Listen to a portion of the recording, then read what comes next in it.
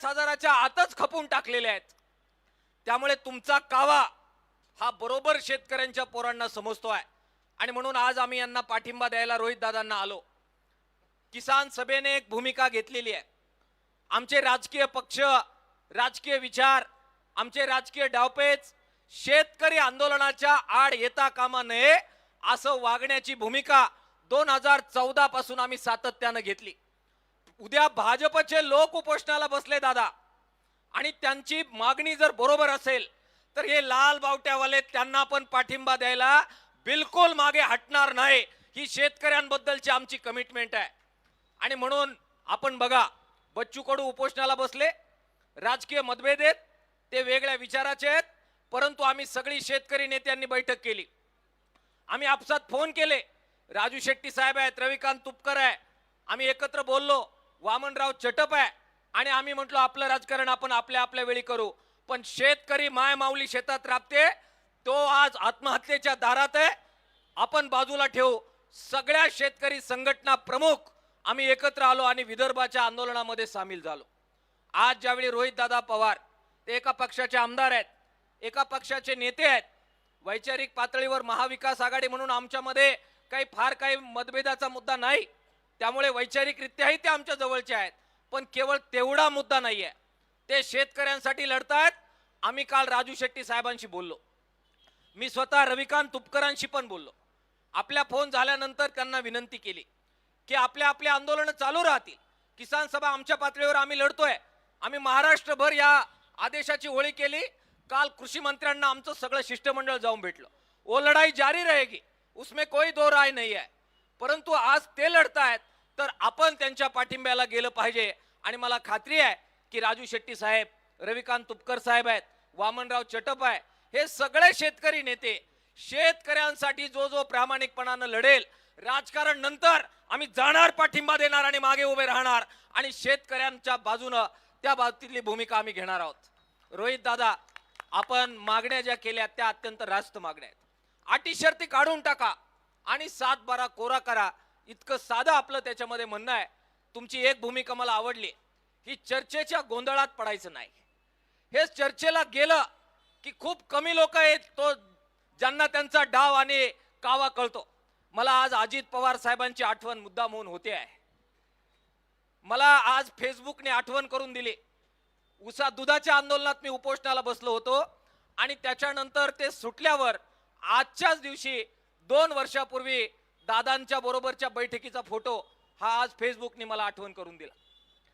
कर्जमाफीच्या विदर्भातल्या आंदोलनानंतर राजू शेट्टी साहेब होते, रविकांत तुपकर होते, बच्चू कडू होते, मी होतो, वामनराव चटप होते, देशोन्नतीचे पत्रकार होते आणि त्या बाजूला देवेंद्र फडणवीस साहेब होते, अजित पवार साहेब होते आणि एकनाथ शिंदे साहेब होते, कृषी मंत्री पण होते। कर्जमाफीच्या मध्ये काय डेडलॉक होणार आहे हे ज्यावेळी आम्ही सांगितलं, माझं ऑन रेकॉर्ड त्यावेळची मुलाखत आहे, अजूनही जाऊन बघा। सगळ्यात अगोदर काय क्लॅशेस होणार आहे आणि ग्रामीण अर्थव्यवस्था या घोषणेमुळे कशी कोलॅप्स होणार आहे हे ज्यावेळी सांगितलं, सगळ्यात अगोदर त्या बैठकीत आपण बरोबर बोलतो हे कोणत्या माणसाच्या लक्षात आलं होतं, ते अजित पवारांच्या लक्षात आलेलं होतं, मी नम्रपणाने सांगतो। आणि त्यावेळी प्रशांत कदम यांना जी मी मुलाखत दिलेली आहे, ऑन रेकॉर्ड आहे, त्यावेळेस सुद्धा मी हे वाक्य तुमच्या स्टेजवर आलो म्हणून एक बोलायचं आणि मागे असं नाही, त्यावेळी पण मी हे अधोरेखित केलेलं होतं। त्यामुळे देवेंद्र फडणवीस साहेबांना मला विनंती करायची आहे की या चर्चा आणि चर्चाचे गोंधळ थांबवा। सरळ डिक्लेअर करा की तुम्ही 70% लोकांना कर्जमाफीचा कोणताही अटी शर्तींचा त्रास होणार नाही, हे तुमचं वाक्य आहे, ते वाक्य सिद्ध करा। मग सकारात्मकता बाकीच्या 30% लोकांच्या बाबत आपण चर्चेला सामोरं जाऊ। पण तुम्ही जे बोलताय तेच जर खोटं असेल तर मग बाकी चर्चेला अर्थ राहणार नाहीये। आणि म्हणून आम्ही सगळे बरोबर आहोत, तुम्ही लढताय। आमच्या सगळ्या शेतकरी संघटनांना मला विनंती करायची आहे की आपलं राजकारण, आपल्या संघटना आपण परत चालू, परंतु आज जे लढतायत त्यांच्या मागे आपण उभं राहू, राजकारणाच्या पलीकडे जाऊन हे काम करू।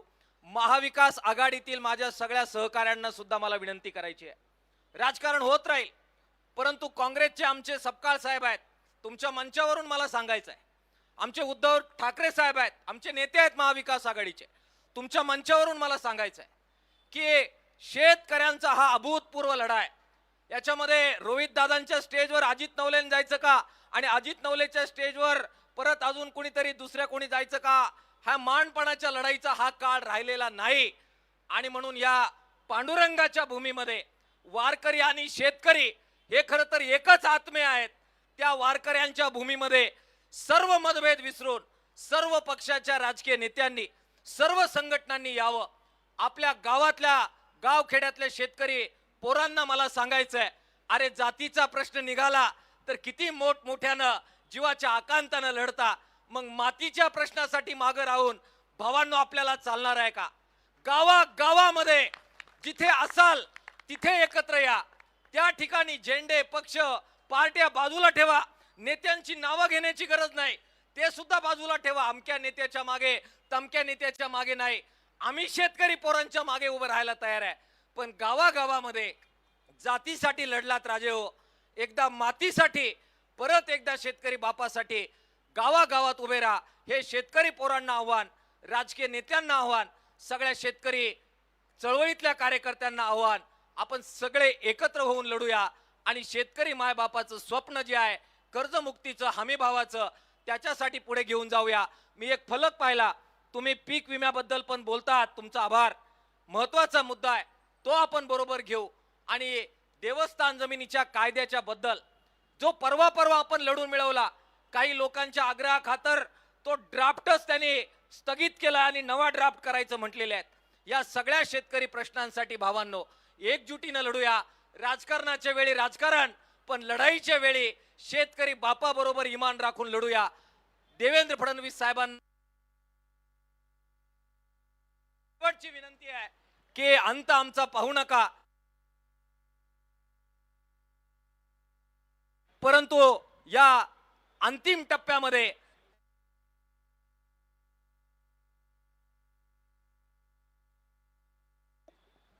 देवेंद्र फडणवीस साहेबांना आम्हाला विनंती करायची आहे की राजकारणाच्या वेळी राजकारण होईल, पण यावेळी कृपा करून राजकारण बाजूला ठेवूया. या पांडुरंगाच्या भूमीमध्ये छत्रपती शिवाजी महाराजांच्या पुतळ्याच्या समोर चौकात तुम्ही बसलात. या दोन आराध्य दैवत जे या मातीचा आहे त्याच्या साक्षीनं एक चांगला निर्णय देवेंद्र फडणवीस साहेब होऊन जाऊ द्या. सबंध 7-12 कोरा करा. तुमचं जाहीर आभार मानलायला आम्ही सगळे तुम्ही म्हणाल तिथे यायला तयार आहोत. बस इतकंच आपल्या पुढे बोलतो. पूर्ण ताकदीनं किसान सभा आपल्या बरोबर आहे असं पुन्हा एकदा जाहीर करतो.